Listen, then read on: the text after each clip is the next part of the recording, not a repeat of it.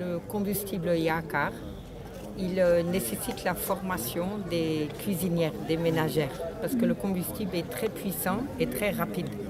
Donc il faut un peu changer les habitudes culinaires, c'est-à-dire il faut préparer les aliments auparavant et après, une fois qu'on allume le fourneau et on met le combustible en combustion, ça va rapidement, très rapide.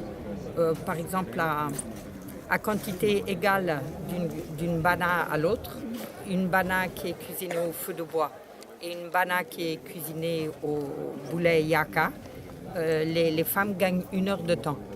Donc c'est pourquoi ça nécessite une formation.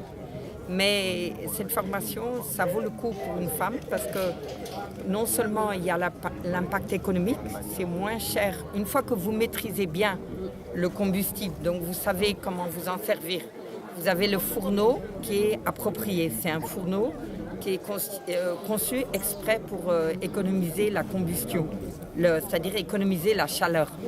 Donc ce fourneau-là, quand vous l'avez à disposition et vous maîtrisez bien le combustible, vous faites des grandes économies d'argent.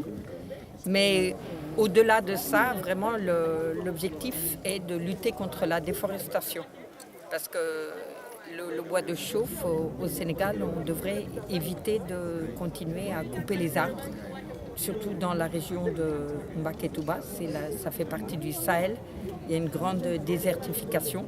Donc le concept du bioterre Yakar, du boulet Yakar, c'est à la fois un concept économique, comment lutter contre la pauvreté en donnant l'accès à un coût plus accessible, mais c'est surtout lutter contre la déforestation. Mais comment comptez-vous capaciter toutes les femmes intéressées par le projet? Ça sera tâche lourde. Non, c'est-à-dire petit à petit, comme elle a expliqué, vous faites une démonstration sur 3 jours en rassemblant les femmes qui sont intéressées et vous les formez en 3 jours, 4 jours maximum, à comment utiliser le combustible.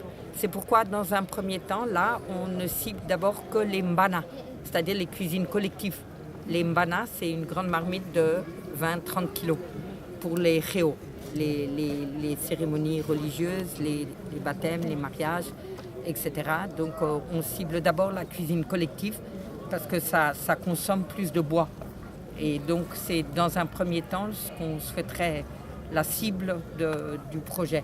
Donc, vous formez des relais qui vont descendre. Voilà, exactement. Et qui vont les vendre, qui vont savoir maîtriser le combustible et vendre le combustible. Des femmes seront initiées